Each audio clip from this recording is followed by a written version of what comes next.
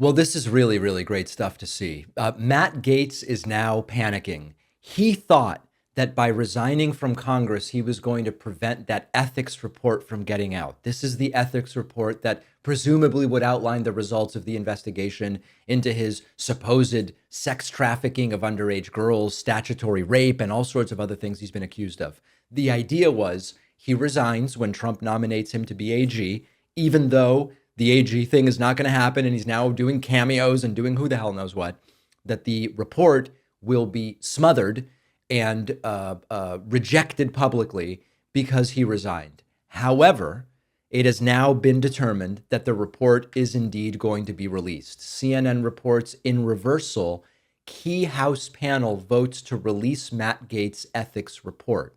This is really great news. And if you want to have any sense of what we are to expect, you need look only at Matt Gaetz' tweet about this to see that he is very, very worried. And he's arguing it's all just a political attack. He put out on X, quote, "The Biden-Garland DOJ spent years reviewing allegations that I committed various crimes.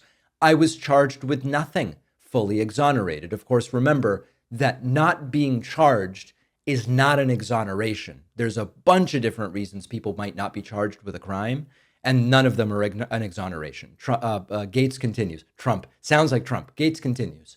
"Not even a campaign finance violation, and the people investigating me hated me.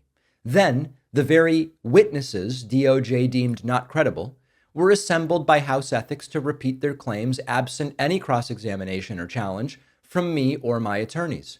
I've had no chance to ever confront any accusers. I've never been charged. I've never been sued. Instead, House Ethics will reportedly post a report online that I have no opportunity to debate or rebut as a former member of the body. In my single days, I often sent funds." This is where it gets good. "I often sent funds to women I dated, even some I never dated but who asked." Totally normal, right? You just send money to random women. "I dated several of these women for years. I never had sexual contact with someone under 18. Any claim that I have would be destroyed in court, which is why no such claim was ever made in court. My 30s were an era of working very hard and playing hard too. It's embarrassing, though not criminal, that I probably partied, womanized, drank, and smoked more than I should have earlier in life. I live a different life now, but at least I didn't vote for continuing resolutions that fuck over the country." This guy's unhinged. And what he's doing here is he's desensitizing, okay? He's desensitizing and trying to frame in advance a report that, based on what he's saying, why would he even say this unless the contents of the report were going to be orders of magnitude worse? So what he does, this is a classic PR strategy. First, you criticize the process. You say, "I'm a former member of Congress, no cross-examination. They didn't talk to me. I didn't have an opportunity to respond." So you attack process. Secondly, you attack motive. These are people that hate me. Of course, they're going to say horrible things about me. These people dislike me. And then number three, you sort of move the goalposts and you concede to some of the stuff, but you try to reframe it. Sure, I womanized. I partied, I drank, I smoked, I shouldn't have done it. That was an era that's different from the current era.